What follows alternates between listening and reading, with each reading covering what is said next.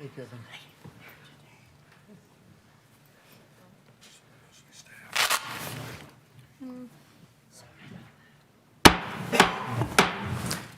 Good afternoon.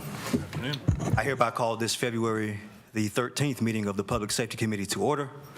Before we begin the committee meeting, members of the committee and council, what we always like to do is take this moment and thank the brave men and women of our police departments, our fire departments, and our emergency management departments for the work that you do to keep the members of our community safe. Sometimes this is a thankless job, so here in this committee, we like to take this time to say thank you, and we appreciate what you do for our community. For those who aren't aware, items on the consent agenda are typically approved with one sweeping motion unless a member of this committee or council asks that an item be pulled for further consideration. Members of the committee, are there any items that we should pull for consideration? If there are none, I'd entertain a motion. 2 and 3. Okay, we have item C2 and item C3. Councilmember Scipio? Those are my two. All right, can I get a motion to approve the balance? So moved. And a second? Second. Motion by Councilmember Mundy, seconded by Councilmember Burke. All in favor, please vote yes. Opposers, no.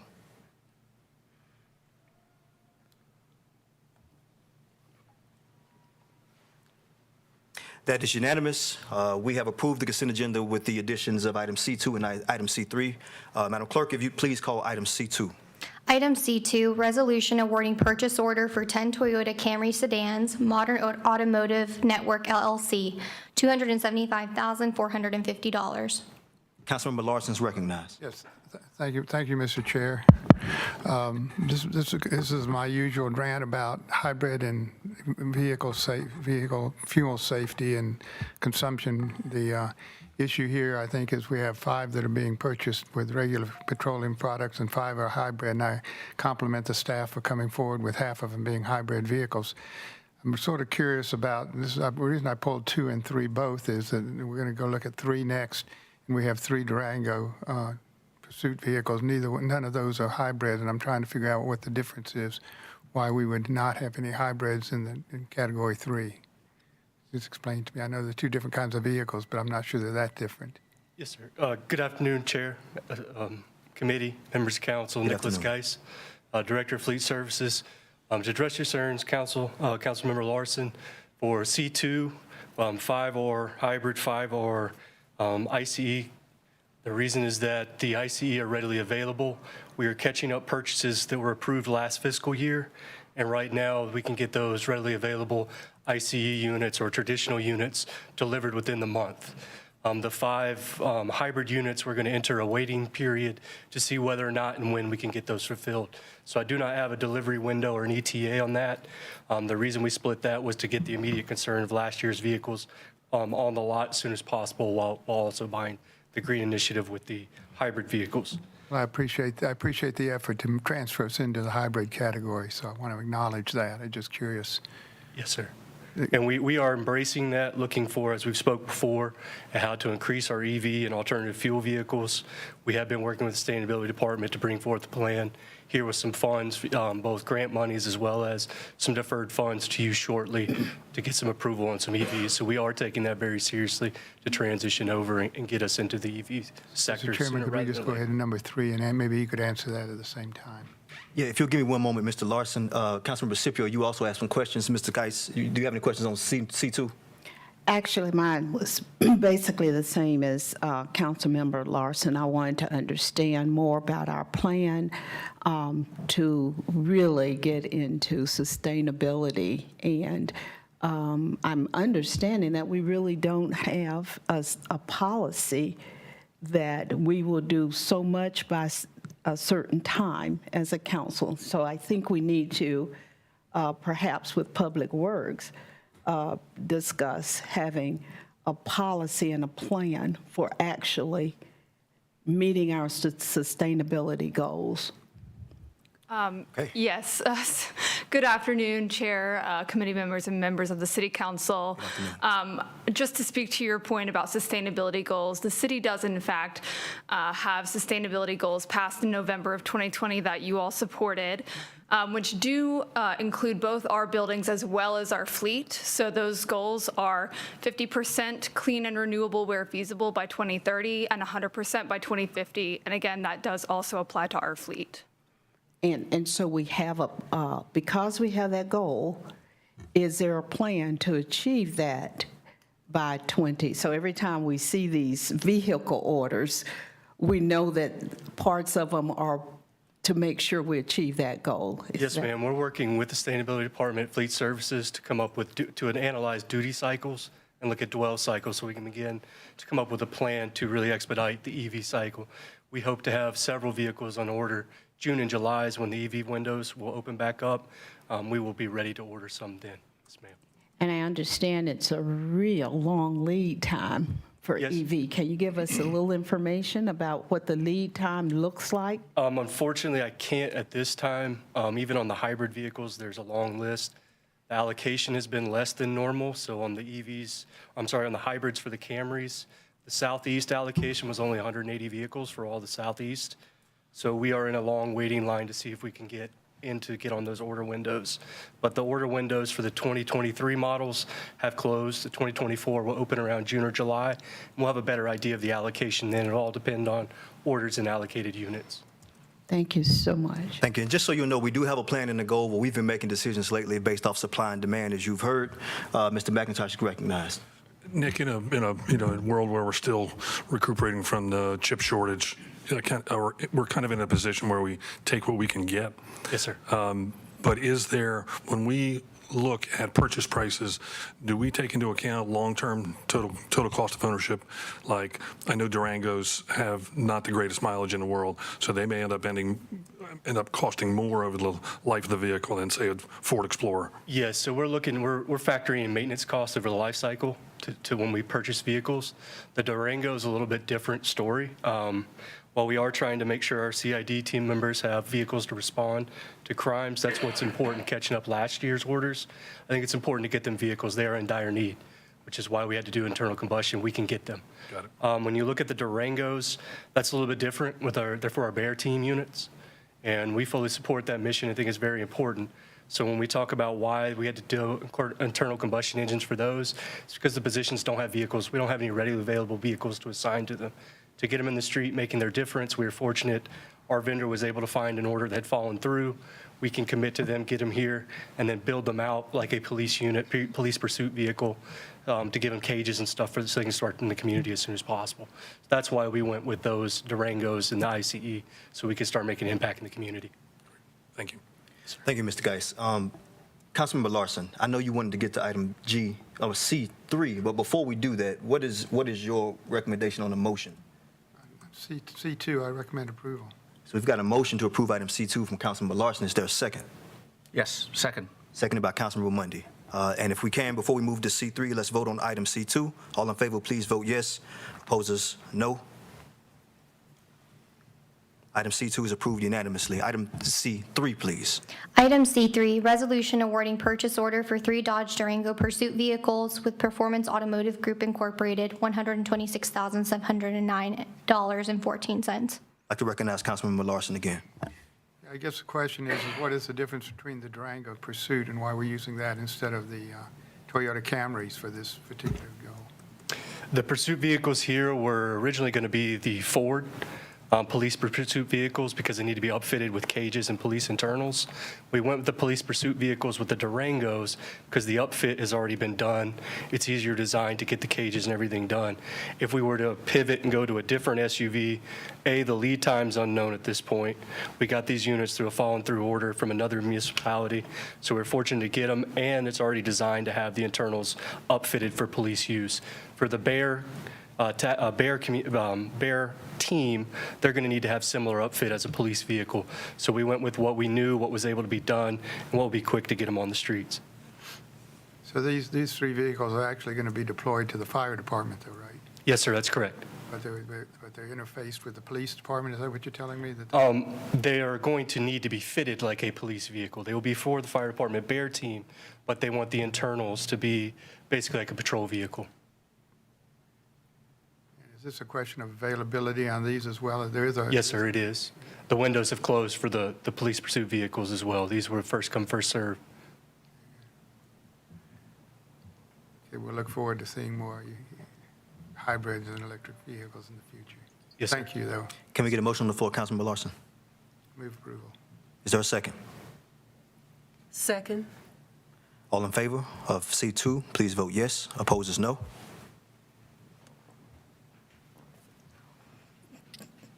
That is approved unanimously. Thank you, and that completes our consent agenda. Now we'll move to our general agenda, item G1. Item G1, information on community impact of youth violence prevention program. All right, as they come up to the podium, I will say that the city of Winston-Salem has some really good groups in our community who are working on solving issues related to youth prevention and intervention, gang violence reduction, giving our youth something to do. We did have a slight uptick in crime, but the purpose today is to inform you that there are things in the works to solve some of the issues that we're facing. So we'll get our presentation began with our Parks and Recs Director. Mr. Royston, you have the floor, sir. Thank you, Chair Taylor, members of the committee, members of City Council. My name is William Royston, and over the past year, the Recreation and Parks Department has been working very closely with other city departments, a lot of outside agencies, trying to see what kind of difference we can make in terms of youth violence prevention. Through the graciousness of City Council, we were awarded a brand new position, a Youth Violence Prevention Manager. His name is Bryce Sherman. We're going to kind of go over what we've been doing over the last year in terms of trying to make an impact in reaching some of our youth and teens throughout our community. Bryce? Mr. Sherman, welcome. We appreciate the work that you do, and we're pretty excited to hear from you. Yes. Good afternoon, Chair. Good afternoon, members of the committee. Again, my name is Bryce Sherman, and I'm here to present to you guys today about things that we're doing and programs that we're trying to implement as we speak. So I won't read everything on the presentation slides, but I'll just skim through and go from there. Our mission, our goal, what we're trying to do, we are trying to bring programs to the children. A lot of people, a lot of countries or cities, what they do, they program, but they're expecting the kids to come to them. What we're trying to do, or we're trying to bring the programs to the kids, and we call those targeting programs. So everything that we're doing, we're targeting those kids and we're going to them instead of asking them to come to us.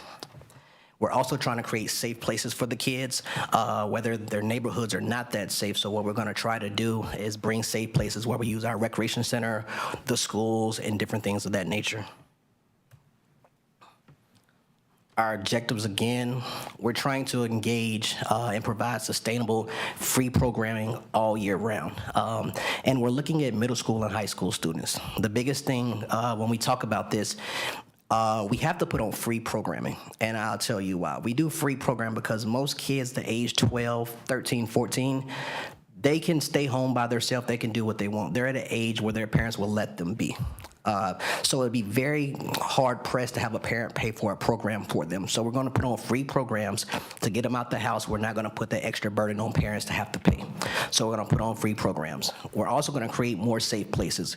We're looking to create after-school programs for middle school students. Most 95% of after-school programs are for elementary students. Middle school kids are getting out at 2 to 2:15 every single day. The most average working parent gets off at 5 or 6. So these kids are home, not supervised from 2 to 6 o'clock every single day. And what we're trying to do, we're trying to eliminate that. We're going to try to put after-school programs in different facilities around the city where the Winston-Salem County buses, they will drop these kids off. So right from school, there's no transportation costs on us. They'll drop them off at the rec center or these different sites, and then we'll have after-school programs. And again, we'll have to do this for free, again, because a parent realistically not paid $55 or $60 for someone to watch their 13-year-old child. It's just not going to happen because, again, they can stay home by themselves, all right? So we're going to do free programming for these students, these middle school kids, and then they'll have supervised activities. They'll have structured activities going on throughout the day. That's one of the biggest goals that we're trying to do as well, and we're also trying to increase the parental involvement too as well with these kids. Some of our goals on the right side to reach 1,000 Instagram followers. Just to let you know, a lot of these kids, to get the word out to them, we have to follow them on social media and put this out there. So right now, I think we have about 1,200 Instagram followers. And what we do, we post programs, things that we're doing to let the kids know what we're trying to do, things that's coming to their schools and vice versa. I talked briefly about the targeting program. Again, that is when we're going to the youth and provide after-school care for middle school kids. And if you have any questions throughout, just please let me know and go from there. Newly formed partnerships that we're working with the WSPD, the Sheriff's Department, Winston-Salem County Schools. I actually go in front of Winston-Salem School Board tomorrow to present them the same MOU that I'll talk to you guys about in a few as well. We work with Winston-Salem Leadership. They provide a lot of volunteers. When we go into the schools, we partner with local barbers. We're looking for more nail technicians as well to provide some of the services that we're looking for. Mr. I have a question. Councilmember Scipio. Yes, ma'am. Is that Leadership Winston-Salem, or is that Winston-Salem Leadership a group of random leaders? No, so that's the actual organization. That's So it's Leadership. Leadership of Winston, yes, ma'am. Okay, could you reverse Yes, ma'am. that order and that name, please? Will do, yes, ma'am. Thank you. Leadership, you said Winston-Salem? It's Leadership Winston-Salem. Leadership Winston-Salem. Thank you. My apologies. Thank you. Any other questions for Mr. Sherman? What?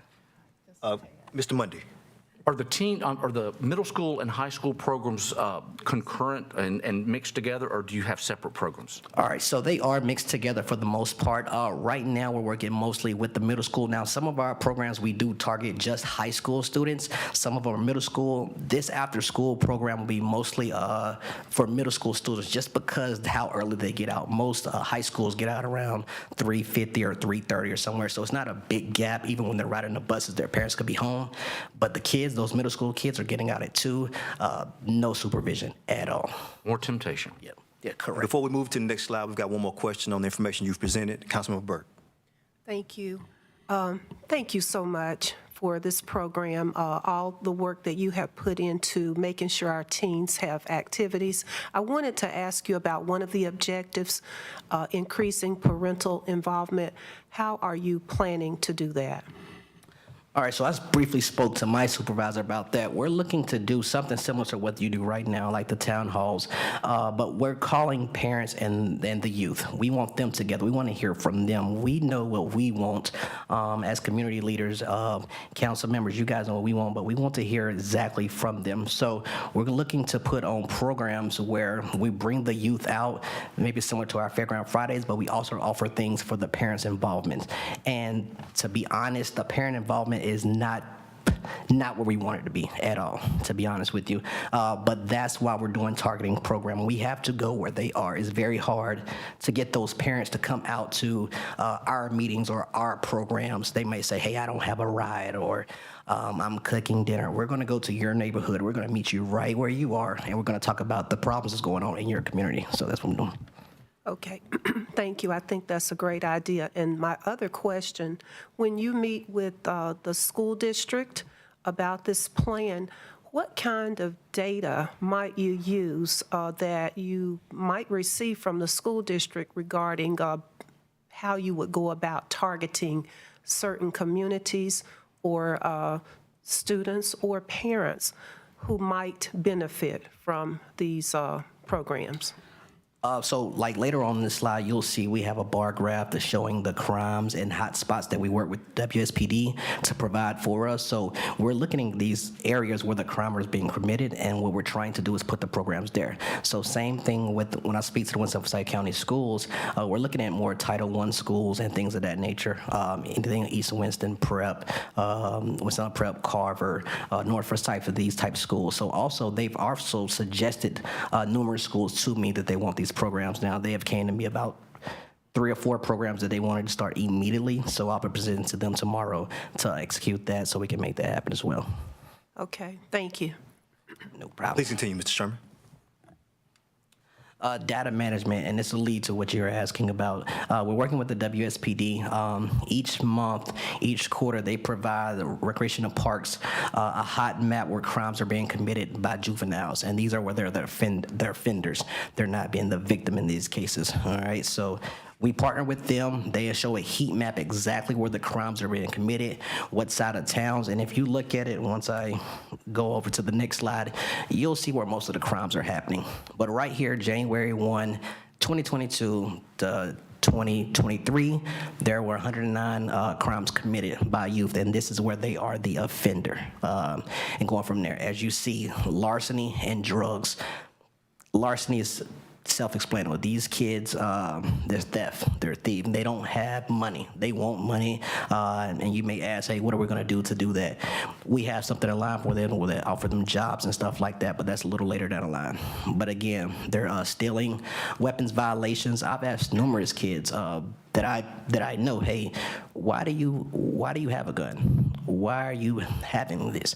And two of them just told me they do it for the safety. It's not really that they plan on doing anything. It's just more to protect themselves because they feel harm to themselves. So that's what that's about. But again, larceny, drugs, vandalism, weapons violations, these are the top crimes committed by the youth last year. This is what I'm referring to as far as the hot spots. These are where most of the crimes are being committed. Now, it's obviously cut off. I did crop it a little bit just because there was very minimal crime by youth in those areas, but this is what we're looking at. So when we look at these hot spots provided by the WSPD, it lets us know that, hey, we need to program in these areas. Again, not program around. We need to go to these neighborhoods and program what we're trying to do in these neighborhoods. And that's what we're doing. We're taking the after-school boxing programs. We have the We Play Basketball League where the youth can sign up and play basketball in the Haynes-Hosiery area, as well as Carl Russell. And we're doing many other programs that we have coming up in these exact areas. Mr. Sherman, had a question. Councilmember Scipio. On the heat map, this is showing me that the red areas are the most intense, where more crime is, but also is it the darker white as well? I wasn't sure how to read this map. So this map is for what we're trying to do. Now, this is all for the offenders and could have been the victim too as well for this. But once we look into it, I tried to suck it back out so it didn't blow up as much, but where you can see the more is light bluish to me. The bigger the marks are from the red, that's where a lot of crimes are happening, whether it be larceny, vandalism, rape. We had everything in that. But when we break it down just to those top three, those will be the top three. But this accumulates every crime that's going on, and this is the spot where it's going on. So I tried to suck it out so it didn't look as bluish everywhere, but these are where the crimes are committed. Yes, ma'am. So the heavier the red, the more will Correct. the crime. Yes, correct. Are your questions satisfied, Councilmember Scipio? So as you see, like right there to the east of the Winston-Salem, right there to the right, as there's a Rupert Bale area, that's where a lot of crime is happening for the Rupert Bale area right there to the right. The big red spot, the pink spot Right there with to the the little right. house on it. Yes, ma'am. But what does it say? See where that says Park Terrace up there at the top? Yes. Is that saying that area has crime because it's shaded in? Right, so yes, every light blue is crime happening, but when it's compared to everything else, those red marks will be darker because there's more crimes happening. So it could be a crime everywhere, and that will pop up a light blue map, a light blue spot. But what you see red is constant crime that's happening, or more than one. So a light spot down there near Ardmore, it may be one or two, but when you go up a little bit more, it may be 6 to 7 crimes there. Okay, thank And also, to be clear, this is juvenile crime that is being reported. Juvenile, correct. you. Yeah. Councilmember Burke. Yes, again, thank you. You've put a lot of work into this, a lot of thought into this. My question is, I see that we are targeting communities, locations where we have identified to be high crime areas. What about the offenders? The offenders who are committing the crimes? How will we be able to reach them and motivate them to participate in all of these wonderful activities, as well as the parents of those offenders? Right, that's a great question. So what we're doing right now, we have a mentorship program that we're doing. Now, this does not select exactly, hey, if kid A committed this crime, we're not going to say, hey, we have to go speak to kid A. But what we try to do is go into these neighborhoods, speak to the kids who are having problems, or go to the school system that they're aware of kids that are committing crimes. We'll go speak to them during our mentorships called the Chop It Up mentorship, and that'll come up in the MOU next. So yes, but we're trying to go into the schools to talk to these kids who are committing crimes, and these are not just random kids. These are kids selected by the SROs and the admin of that school that they suggested to come to our mentor program. And of course, they would be using data to identify those students. Would there be a permission slip that the parents would have to sign agreeing for you all to speak with their student? Yes, ma'am. So that went to the city attorney already. We have all that. So each program that we have has its own waiver. So the Chop It Up mentorship, that's a separate waiver. The Stay Fresh initiative, that's a separate waiver. Each kid, no matter which program they're participating in, they have to sign off on that waiver regardless. Yes. Thank you. And Councilmember Burke, we're not going to get all of the information on who's committing the crimes. As you know, I've spent years working in the juvenile justice system, running juvenile drug treatment court. A lot of that information is private. But the information, I imagine that they're working as much as they can with the court system to make referrals to programs like these. And I think that's probably going to be the answer to your question. It's probably going to be more court referrals because a lot of that information, as you know, is sealed because they are juveniles. But we'll do our best to try to connect. Did I touch it, Mr. Sherman? Yes, you did. So again, we can't touch a lot of the information, but the SROs and admin, they recommend students to us. Now, what they know, obviously a little bit more than what we know, but those admin, the SROs in the schools, they're recommending which students to be inside of our mentorship program at their school. Thank you, sir. Please proceed. Current programs that we have right now, we play basketball. We play basketball at Carl Russell over there on Carver School Road, Haynes, Hosiery, Alpha, Akron, hitting these areas. They start at the age 5 and go up to age 13. We have this past, where we're still in, and we have about 2 weeks left. We have about 260 kids in this program right there. So that's the We Play Basketball, the Impactful Tours. Impactful Tours, we go on trips with kids. Right now, we're going to Wake Forest football and basketball games. We go get kids out of their neighborhoods, whether it be Cleveland neighborhoods, Rolling Hills. We work with local church groups to get these kids out of their neighborhood to experience different things like that, whether it's hiking, football games, basketball games. You can see more pictures of that on our website as well. The after-school boxing program at Minnie Lee Davis, right now we have that going on Monday, Tuesday, Wednesday, Thursday. Kids can sign up for that. We're also looking to branch out into the schools to provide after-school boxing. That's on the MOU as well. I'll talk briefly about those two. The Stay Fresh initiative is one of the highly anticipated programs that we did a trial run already. It went very, very successful. A lot of schools have reached out to me. And with that being said, that's why we had to go for you guys and the school board tomorrow to talk about that. But the Stay Fresh initiative is where we have local barbers coming into schools to give kids free haircuts. Again, this is part of the targeting program. We're not asking kids to get a ride to their local barbershop. We're not asking parents to provide transportation for your child to get a local haircut. We are bringing the barbers to the kids to get haircuts.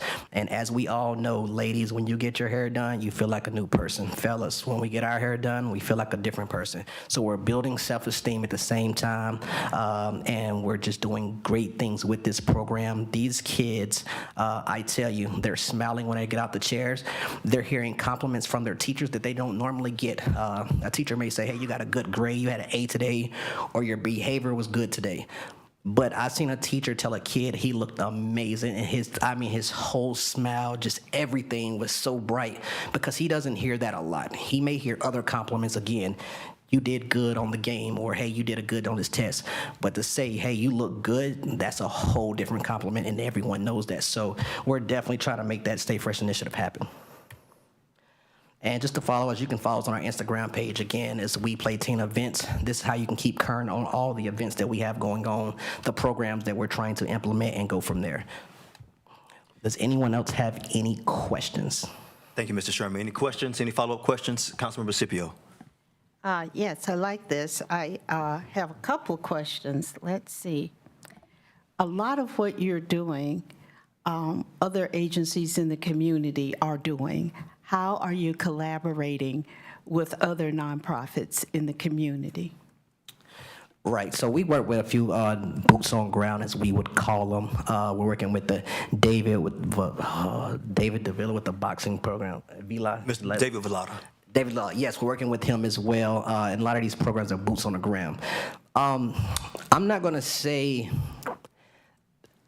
we are trying to work coexist a lot of things, but they're already in those areas, which you are saying.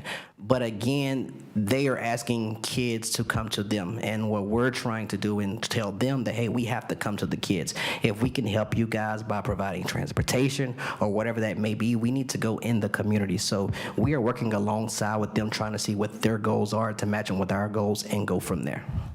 And what's the composition of your staff? That's a good question right now.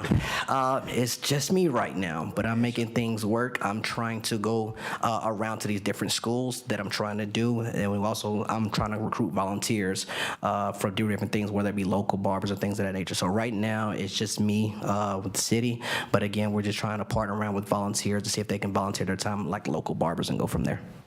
And secondly, I love the concept of stay fresh, but it looks a little sexist to me. Are you working with some of the beauticians or to help the young women who? Well, ladies can get haircuts too, Councilmember Pacific. I just want you to know. I do know that. Yes. So with that being said, I mentioned it a little earlier. Probably I said a tad bit. I said the nail techs. I don't know if you guys heard me, but I mentioned the nail techs when it comes to the females. What we're trying to do is get nail techs to come in to do the girls' fingernails and things of that nature. Now, we know the hair may take a little longer because yes, yeah, I know y'all ladies have to be beautiful. So we're going to try to get the nail techs to go in there. So we're working heavily on that to get the nail techs in there. But there's so many hoops you got to go through.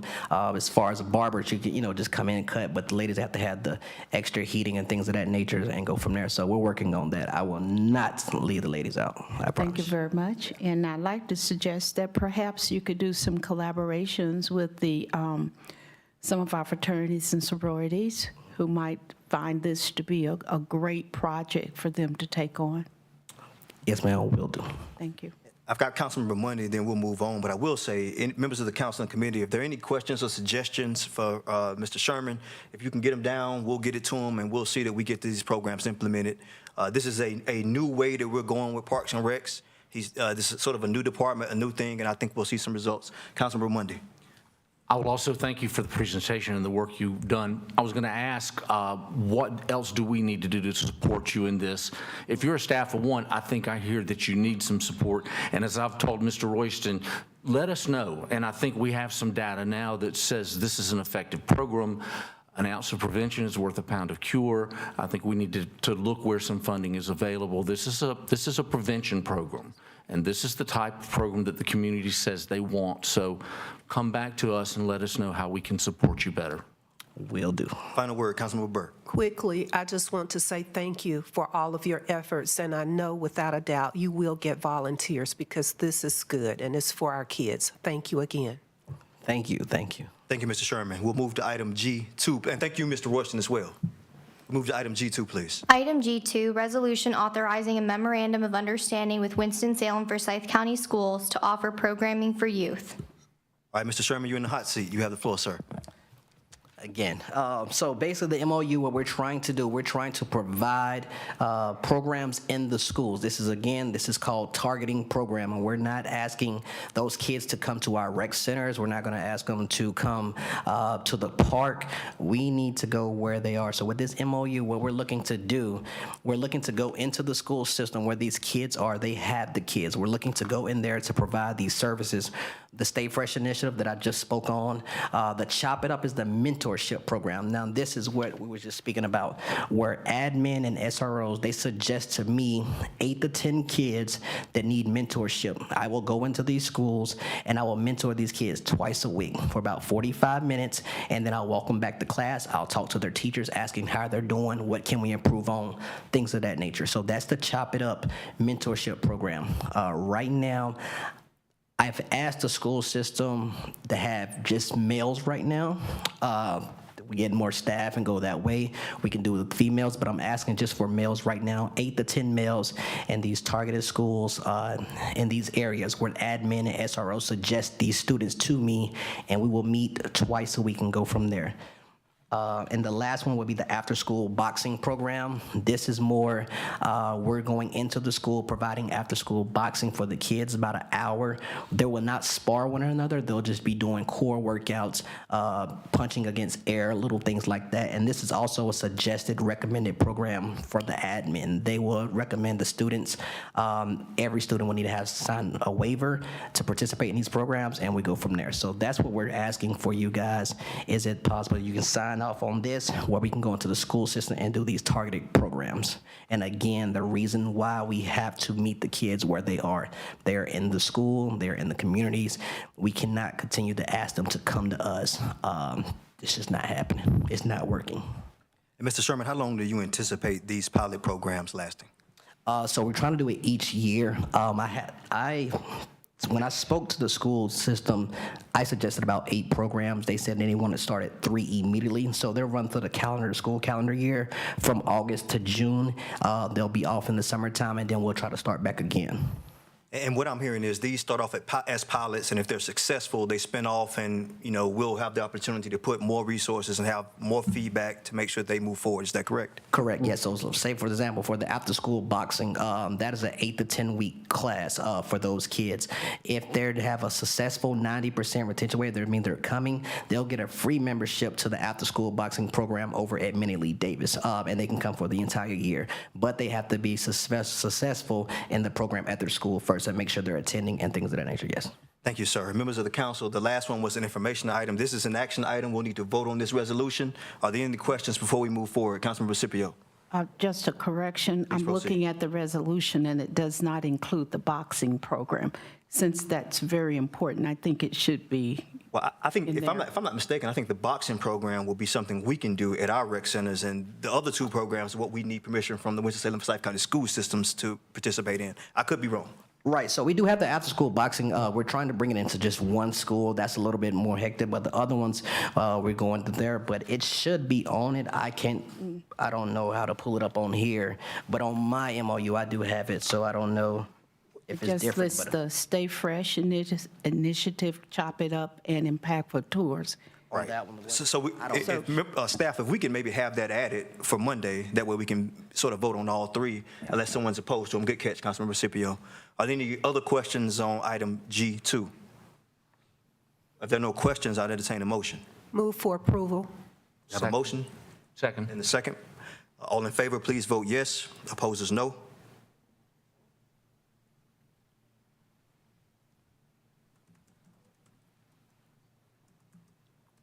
G2 is approved unanimously. Thank you, Mr. Sherman. Appreciate those presentations. Thank you.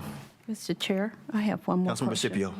We just approved the resolution. I'm just assuming that any costs are being covered by the Parks and Recreation Department. Therefore, no budget has been presented. Exactly. And if there are any other information that needs to be voted on, it'll come back before this council, this committee, in the form of public safety and finance, and we make that decision at that time. I saw some heads shaking on our assistant city manager side, our city manager, so that's the case. Thank you, Mr. Sherman. No problem, thank you. Item G3, please. Item G3, information on the Winston-Salem Forsyth County Gang Reduction Steering Committee. All right, first of all, I'd like to thank all of our committee members who came today, who sat very patiently.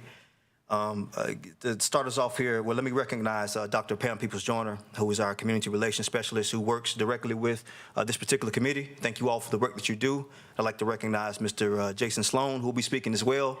Dr. Peoples-Joyner, if you kick us off, and then we'll move it to Mr. Sloan. Dr. Sloan, it sounds good, man. Yeah. I receive it, bro. Please do. Chairman Taylor, members of the committee, I am Dr. Peoples-Joyner, Director of Community Engagement with the Winston-Salem Police Department, and I am honored to introduce one of the co-chairs of the Gang Steering Committee, Pastor Jason Sloan, who will be presenting on behalf of the committee this afternoon. First and foremost, I want to recognize the Gang Steering Committee members. If you all could stand, please.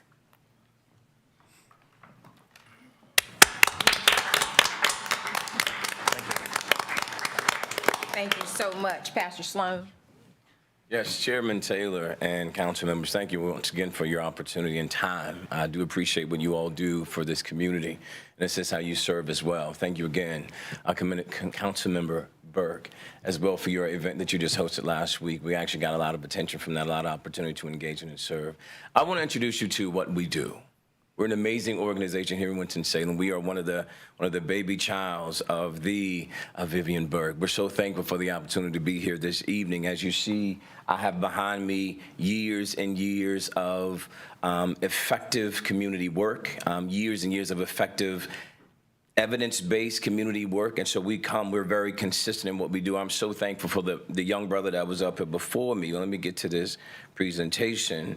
It's a lot of work, and we understand that as we consistently hear more and more about shootings and those types of things, that we're definitely here to impact those numbers. Particularly speaking, we have a slide presentation, and this first slide you're gonna see, particularly the people that we have on this list, is actually who we are.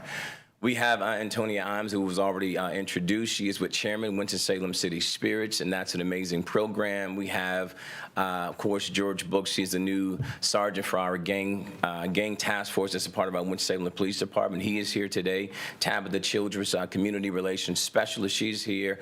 Mr. Bill McClain definitely needs no introduction. Director of GUIDE, doing phenomenal work consistently over the years. Definitely we have the Dr. Pam Peoples-Joyner. She just introduced herself. Myself, I am a result of St. Peter's Church, and I'm the little guy here. I'm thankful to be in the room. We have Mr. Leroy Richardson, who is also on his business as bondsman, but he's also my co-chair, and a phenomenal young man and he's consistently moving in this community. We also have Mr. Cheech, we call him. He is retired police from upstate New York, but he's now here serving in this community where he lives and he loves. We have Miss Sylvia Fraser, which is Winston-Salem, school system. We have it all. We have everything you can even think about. We have it all. And as we come today, we really want to introduce you to who we are, because evidently we are one of the best kept secrets in this community. We do move silently, and we're gonna correct it. We're gonna change that. One thing I will say, as an organization, I don't look forward to having big opportunities to talk about who we are. Typically, those individuals that I see often don't get much work done.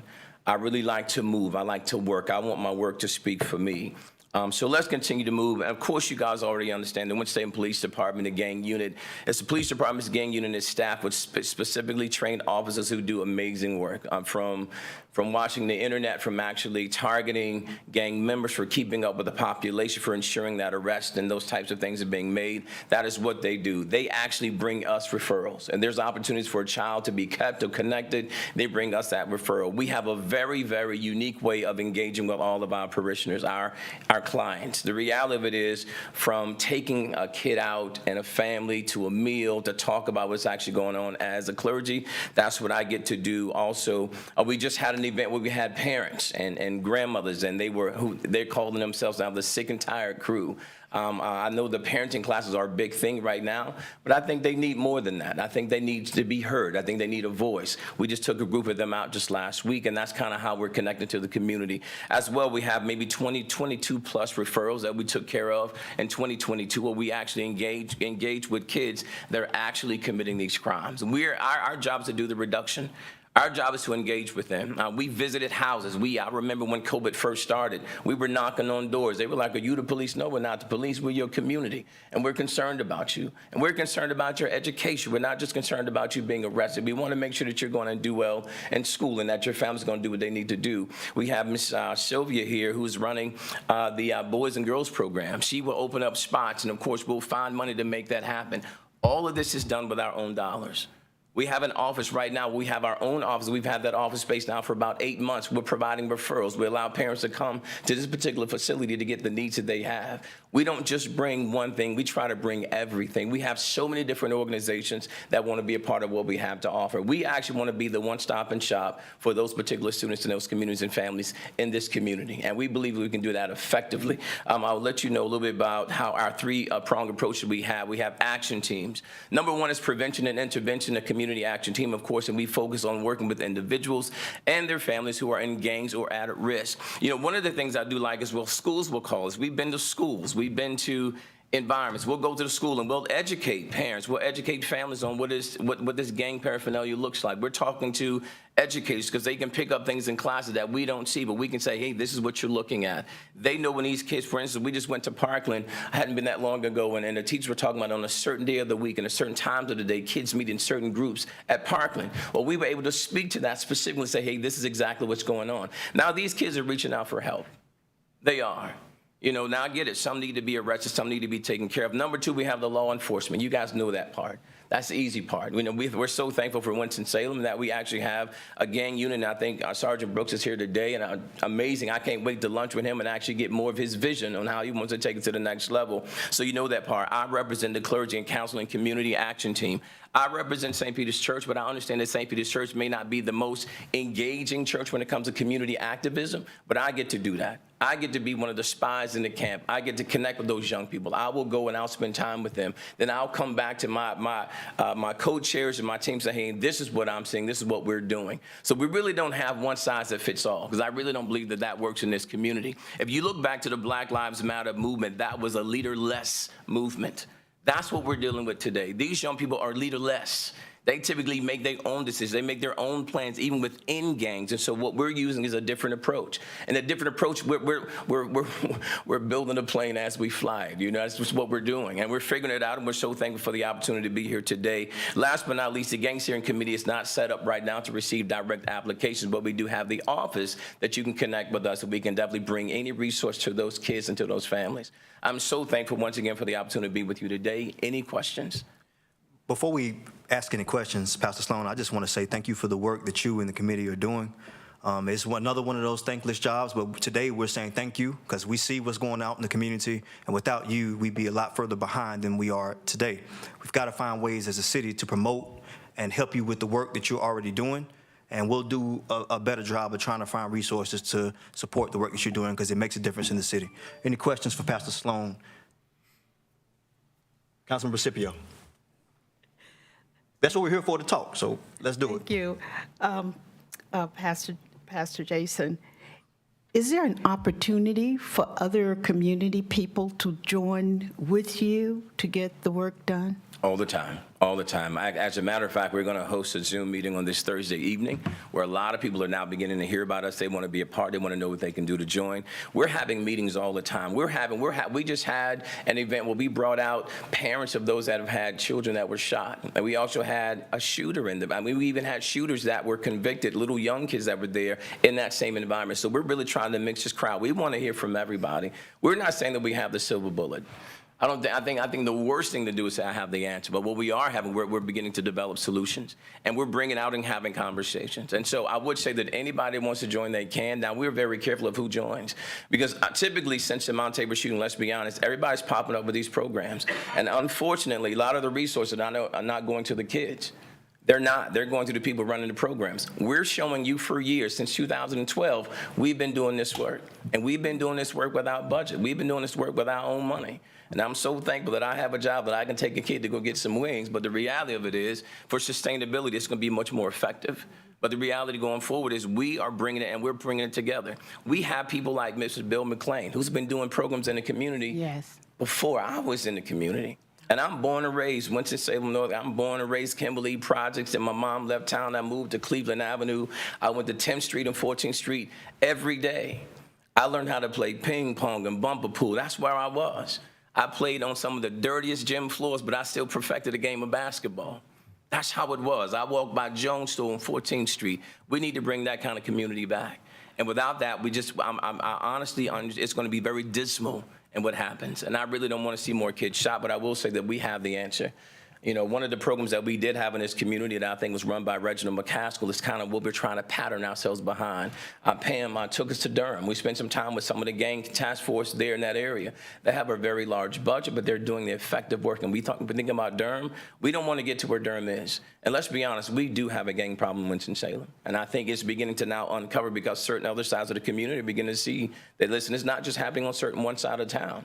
So at this particular point, I really think that they have some very actionable things that they're taking place. They've actually implored ex-felons to be their boots on the ground. These ex-felons are going into the schools weekly, and they're spending effective time with these young men, and they're mentoring them at a level that, let's be honest, that as much as it's social work. It's social work, and it's too many kids. But when you have somebody that you can provide a salary for and an effective program for, these kids are actually going to job training. They're actually learning how to develop etiquette, how to take care of their kids and take care of their families. It's working. It's working. But that's over a $2 million annual budget. And when you talk about that kind of money, those types of resources, oftentimes you don't get that kind of attention. So when I look at, let's be honest, the equity in our city and what we need to be investing in going forward, I got the answer before you. This team that sits behind me, they're amazing people. They're brilliant minds. And the boots on the ground, I mean, the people that stepped up in your event, those are the people that we can empower, literally. And we can assist. We want to partner. We don't want to be against the city. We want to partner, and that's who we are. And we've got one more question, Mr. Sloan, but I will say you mentioned Mr. Bill. I can relate. You got some really good people back here who've been doing the work for years. I know Mr. Bill, Sylvia Adams. They were counselors at the Boys and Girls Club when I was there. And to think of the hundreds and thousands of youth they've kept off the streets and doing something positive, I'm a testament that the work that you guys do, it works. I wouldn't be where I'm sitting today without you, so thank you, and we'll do our best to try to get you guys supported. Mr. Mundy. Reverend Sloan. Yes, sir. Very good to see you. Good to see you, I'm inspired that you played basketball because I happen to know you're about my height. Good to see you and some other friends from Leadership Winston-Salem. How are you addressing the Spanish-speaking students who are members of gangs or may be members of gangs, or do you find that the school-aged Spanish speakers are also English speakers? No, so we have Cheech. We got Cheech. He's retired police. He's on our team. His heart. Cheech, can you please stand up? I wonder why they call you Cheech, but that's our guy. Our team resembles the Marine? Cheech Marine? You want to come and introduce yourself, Cheech? Our team looks just like the community that we want to take care of, that we want to engage with. How you doing? Thank you for having us. Cheech is a nickname I got in the fire department. I joined the volunteer fire department up in New York when I was 18 in high school, and I got that nickname then, and it just stuck. So my real name is William Herrera. I am retired, like you said, but I moved down here after a year of retirement. I saw the issues that were going on, and I know we had those issues up in New York. I grew up in that environment. I grew up in a very tough environment, Hempstead, Long Island. A lot of gangs, a lot of drug activity.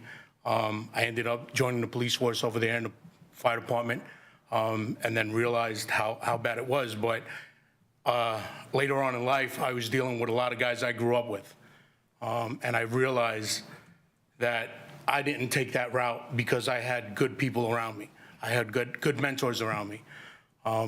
And they kept me on the correct route. So now I try to teach the kids that we work with that your environment doesn't define you, that you can make it out, that at the end of the day, you make the choices for what you're gonna do in life. That's why I became involved with the Hispanic League down here. I'm on the board for the Hispanic League. With the Hispanic League, I joined the Gang Steering Committee as a representative of the Hispanic League. We do have the middle school achievers programs with the Hispanic League, and we are at 9 at-risk, I don't like to call them at-risk, but at-risk middle schools. We deal directly with them. I go in, I speak with the kids, along with Brajan Funes, that is also on our committee. He was also a part of our middle school achievers program, and now he is the first one to join the board of directors for the Hispanic League. So that shows how far along he's come. He used to be one of those kids getting in trouble. He says because of the mentoring that we've done is what brought him back to us. We also offer scholarships through the Hispanic League to kids that turn themselves around, that continue on with their education, which is something big that we push. We give awards not only to the kids in middle school, like the gentleman earlier spoke, a lot of kids need money. You know, that's one of the big things when we talk to them. The biggest thing that they say is, I need money. And that's why they go out and steal, because that's the only way they figure they can get money. So, we at the Hispanic League will have them do poems or do some type of project. At the end, we pick the best one, and we'll give them out $200, $250 gift cards. And that to them is just amazing, So we're out there, like he says, like Pastor Sloan says, and the group behind me is a great group I'm working with. Everybody's boots on the ground. Nobody wants the limelight. We all do our work quietly. We have an office that our members have been paying out of pocket for to be able to have our parents go somewhere where they feel safe, not at the police department, because unfortunately they don't want to go there or be seen there. So we have an office that we set up on our own. As Pastor Sloan said, we've been doing this out of pocket, our own, because we really are boots on the ground. We really are. It's something deep to our hearts, and we have pride in what we do, and we want to turn these kids around before it gets any worse. Thank you so Thank much. you for your comments. But before you gentlemen leave, I know there's at least one more comment on the dais, and we'll get to it and we'll move forward with our agenda. Councilmember Burke. Yes, thank you, Chair. I just wanted to say thank you, Pastor Sloan, and I want to thank each and every member of this gang steering committee. The work that you're doing is hard work and it's heart work. I appreciate anybody working and pouring out their resources, their time to help our young people. They're our biggest asset. We do have a gang problem in Winston-Salem. It is real, it is serious, and I cannot thank you enough. If you need any support from me, let me know. Thank you again. And I wanted to give a shout out to Ms. Sharon Frazier. She retired from the school district. She has been working to take care of children for as long as I have known her, and I think we adopted somebody over 30 years ago who's still in our life. They don't even live in North Carolina, but they stay connected to us. It's hard to work with children and not connect with them for life. Thank you. Thank you, gentlemen, and thank you, ladies, for your service. We appreciate your presentation, and we look forward to continuing to work with you in the city. Thank you, Pastor Sloan. That was item G3. It was an informational item. We'll move to item G4, please. Item G4, information on the fire department's behavioral evaluation and response team. All right, we worked very hard on this particular program, and we just came here to give some information to the committee. I'd like to recognize Patrice Toney, and then we'll recognize our speaker. Good evening, Chairman Taylor and members of the Public Safety Committee and City Council. This BEAR team concept has been in the works for some time now. The community advocates, mental health advocates, some of our community groups like Hate Out of Winston really encouraged us to look at an alternative model to police for mental health 911 calls. And so we've done our research, we had focus groups, and we heard from the community. So I'm really excited that we have gotten to this place, and we've hired a BEAR team director, and BEAR stands for Behavior Evaluation and Response Team. We love acronyms. And so you also heard about the cars that are just getting potentially approved so that they can actually get out on the street and start providing some services. So I'm just excited now to announce our new director. Her name's Miss Kristen Ryan. She comes all the way from Florida. She has her Florida blue on today, and she has more than 20 years of mental health and substance abuse disorder work that she's done. And so I'll turn it over to her to talk a little bit about where we are with BEAR Team. Welcome, Ms. Ryan, and I got to tell you, that Florida blue looks a lot like Carolina blue now. You have the floor, ma'am. We won't hold that against you. I want to start by saying good afternoon, Chairman Taylor and members of the committee and members of the, I'm very, very excited to announce the BEAR team. As she said, it stands for the Behavioral Evaluation and Response Team. So the name of it is going to explain exactly what services we're going to provide to the individuals of Winston-Salem. The BEAR team will provide compassionate mental health intervention services, and along with coordination with all community providers in the community. Winston-Salem is very rich with services in many different avenues of substance use and mental health, and we plan to connect with all of them and work collaboratively as a community to provide these services. We're going to be an alternative to law enforcement as far as we are the first responders to any calls that are nonviolent to mental health and substance use. And it's going to be an experienced team of myself, of 20 years of experience, and 6 crisis counselors.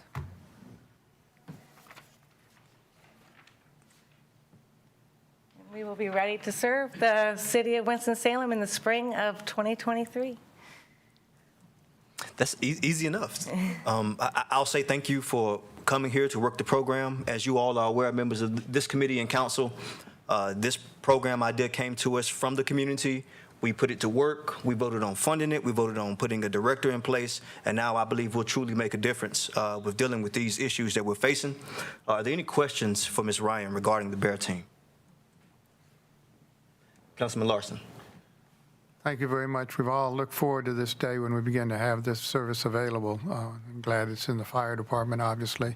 Where are your 6 people going to be placed?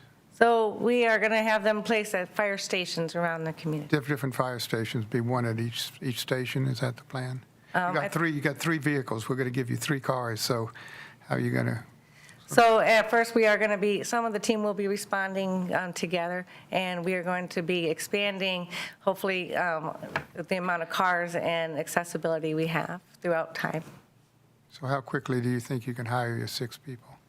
It is looking very promising. We have many candidates, actually, for this position. Good, excellent, thank you. Councilman Mundy. Did you have your hand up? I'll just go down the line if it's okay. I'm going to ask the same question. What are you going to do about Spanish speakers? So our goal is to hire individuals that can speak Spanish too, and also utilize the resources that are available in the community, like language lines, and our collaboration with other community providers. Okay, and you're not 24/7, so can you remind us what your schedule is, at least until it changes initially, is a pilot program? So we will be staffing at the high call volume times, and to ensure that we have coverage during that, and providing an on-call service throughout the others. So we'll be as ready and available as we're able to within the 6 individuals, and as far as on-call and direct response. Oh, that's good to know. I thought it was a briefer time period. Thank you. Councilmember Scipio. My questions have been answered. Okay. If there are no further questions, it sounds like that the committee has reached consensus. We really like where the program is going. We appreciate you stepping up to lead it. If there's anything we can do to support you, let us know, and thanks for the work you'll do for our city. And welcome. And thank you for what you do, and I appreciate the time. Thank you, ma'am. Committee members, there was also an informational item, so we move to item G5, please. Item G5, information pertaining to the Police Department's submission of a grant application for continued funding of the Forsyth County DWI Task Force. Chief Weaver, welcome, sir. Thank you, sir. Good evening, Chair Taylor, Vice Chair Larson, members of the Public Safety Committee, as well as City Council. This item is where the City of Winston-Salem and Forsyth County have applied for a 14th year of grant funding from the North Carolina Governor's Highway Safety Program. This grant will continue to support the operation of the Forsyth County Driving While Impaired, or DWI Task Force. The task force operates throughout the geographic area of Forsyth County, and since we began operation in 2010, the Forsyth County DWI Task Force has been successful, including over 6,000 DWI arrests, over 3,000 speeding citations, over 800 seatbelt citations, over $4.3 million in seized vehicles, firearms, drugs, and United States currency, as well as conducted almost 500 drunk driving prevention courses that have been taught to over 18,000 Winston-Salem, Forsyth County students. Any questions for Chief Weaver? We've got some good information to this committee. Things are going so well, there are no questions. This is rare. People have no questions. That means you guys are doing a good job. Thanks, Chief. Is there anything else that you might want to add about the program? No, sir. We are extremely successful. We're out there every night, or toward the weekend anyway, conducting DWI arrests and getting drunk drivers off, which is actually saving lives, saving people from being injured by drunk drivers. Thank you for the work that you do, sir. We appreciate the presentation. You're welcome. Thank you. Mr. Chair. Councilwoman Scipio, you almost got away. Almost got away. I can't let you go without a question. This is marvelous, and I think it's great that we've had this grant for so long. Is the funding ending after this round? No, of what the we've grant? been doing is reapplying every year. And of course, this is only covering about 25% of the personnel expenses, but it is some grant funding, which is good for us. And we've not been turned down in the 14 years that we've been applying for it. So it's ongoing funding that we constantly As long as the Governor's Highway Safety Program has funds available, we anticipate that it will continue on because DWI is such an issue across the state of North Carolina. Thank you. Councilmember McIntosh. Chief, that brings up a question or a situation that I think the public would be better off knowing about. So we see that there's been a whole bunch of speeding citations, and other citations, and I think the public thinks that we do those types of operations to put money in our coffers, when in fact, that money goes to the school system, right? That's correct. And so your court costs go to the courts, and the actual citation money goes to the school system. School system, So the that's city- correct. And that's by North Carolina law. Right, exactly. sir. State legislation. So it's not like we're profiting from those things. We're doing those things because they need to be done. That's correct. They need to be done because, on about a daily basis, my staff are receiving complaints about speeding that's occurring in neighborhoods. And because of that, their DWI task force, as well as our patrol officers, are able to go out and conduct these speeding operations to slow the citizens down as best we can to try and save lives, prevent injuries. I think I speak for the whole council in saying thank you for that. Thank you. Yes, You're sir. here. Yeah. Thank you. Councilman Larson. Thank you, Chief. A very informative program. Thank you for keeping our streets safe. It's an important part of what you guys do. My question revolves around staffing and who provides the staff, and are you fully staffed at this point? So right now, we are not fully staffed. We only have two, an officer and a sergeant that's from the Winston-Salem Police Department. Sheriff's Department is providing personnel, as well as Kernersville Police Department. Kernersville has their own grant funding for this, and so, but the entire task force operates across the entire county. Right. And so even though we're down on some staffing because of the staffing challenges that we've had within the Winston-Salem Police Department, we're still able to get out and conduct those DWI arrests as we need to. We're a little short in the Winston-Salem contribution as far as staffing goes right now. Yes, sir, we are. The county's fully funded and Kernersville is I funded. believe the county is fully staffed. Fully staffed. Thank you. Yes, sir. We'll get it straight. Yes, sir. Councilman Burke. I just wanted to say thank you. Thank you. Any other questions or comments for Chief Weaver? Thanks again, Chief. Appreciate the Thank you. presentation. Members of the committee, we move into our last item on the agenda, item G6. Item G6, information on the fire department's application for an assistance to firefighters grant. We'd like to recognize our fire chief, Chief Mayo. Hope you're doing well today, sir. You have the floor. Yes, sir, Mr. Chairman. Good afternoon to you and members of the committee and council. This is, if you remember in years past, the window of opportunity to apply for an assistance to firefighters grant is too short for us to officially follow city policy to get this in front of the full council before the application window closes. So we did submit a grant last week to replace our self-contained breathing apparatus. That's the air tank, not oxygen, like they say in the news media all the time. That is a breathing air tank that firefighters wear on their backs. Arguably the most important piece of safety equipment that we provide our firefighters because it does protect the respiratory tract. The current inventory was purchased over 2 years back in late 2013, early 2014, and we have planned to replace those after a 10-year service life. The warranty is running out, and the units that we have cannot be upgraded to the current National Fire Protection Association standard, and they are becoming inoperable. They are losing their interoperability with each other and with those SCBA that are used by our automatic and mutual aid partners. I will tell you, just for full disclosure, the item that you have in front of you, I think it says the grant application was for about $3.2 million.